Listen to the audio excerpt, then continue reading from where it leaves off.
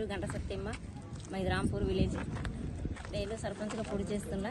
అందరూ గ్రామ సభ్యులందరూ నాకు ఓటు వేయగలరని కోరుతున్నాను. అందరికీ నమస్కారం. గ్రామాన్ని అభివృద్ధి చేయగలుగుతాము. మాది రాంపూర్ గ్రామం. నా పేరు ఇటుకల అంజలి. మా ఊరు తరపు నుండి సత్యక్క సర్పంచ్గా పోటీ చేస్తుంది. ఆమె కోసం మేము అండగా నిలబడతామని వార్డుకి మేము కూడా 8 మంది వేసినాం. కాబట్టి మన ఊరు అభివృద్ధి కావాలంటే గడ్డ సత్యక్కకు ఓటేసి ఖచ్చితంగా గెలిపేయగలరు.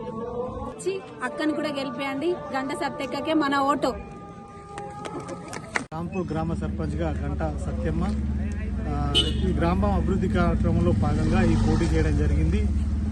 ఈ గ్రామాన్ని అన్ని గ్రామాల కంటే అభివృద్ధి చేస్తామని ప్రజలందరికీ సవినయంగా మనచేస్తూ దయచేసి ప్రతి ఒక్కరు ఓటు హక్కు వినియోగించుకొని గంట సత్యమ్మకు వేయగలరని మా యొక్క మనవి.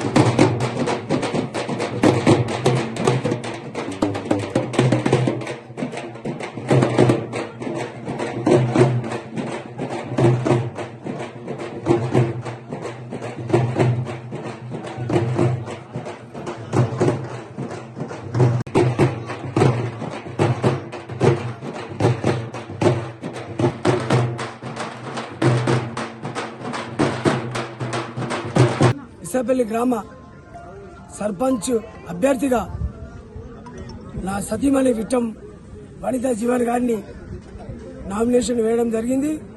దీనికి ఈరోజు గ్రామంలో అన్ని సంఘాలు అంటే పెద్ద మొత్తంలో ఒక 1000 మంది దాకా ప్రజలు రావడం జరిగింది. అన్ని సంఘాల వారు గతంలో సంఘాల వారికి అభిమానం ఎంత గతంలో ప్రభుత్వం లేకుండా 10 ఏళ్లు ప్రజల సేవలో అందుబాటులో ఉండి అధికార పార్టీ వారి కన్నా ఎక్కువ సేవలు చేశాను. నాతో అయిన ప్రతి ఆఫీసులో పోలీస్ స్టేషన్, ఎంఆర్ఓ ఆఫీసు ఈ విషయాన్ని ప్రతి కార్యకర్తకు ప్రతి గ్రామంలో ఉన్న వ్యక్తికి ప్రతి ఒక్కరికి తెలుసు.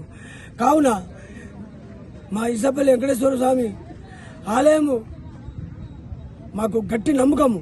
ఆయన ఆశీర్వాదంతో 100% భారీ మెజార్టీతో గెలుస్తాము. అలాగే మా ఎంపీటీసీ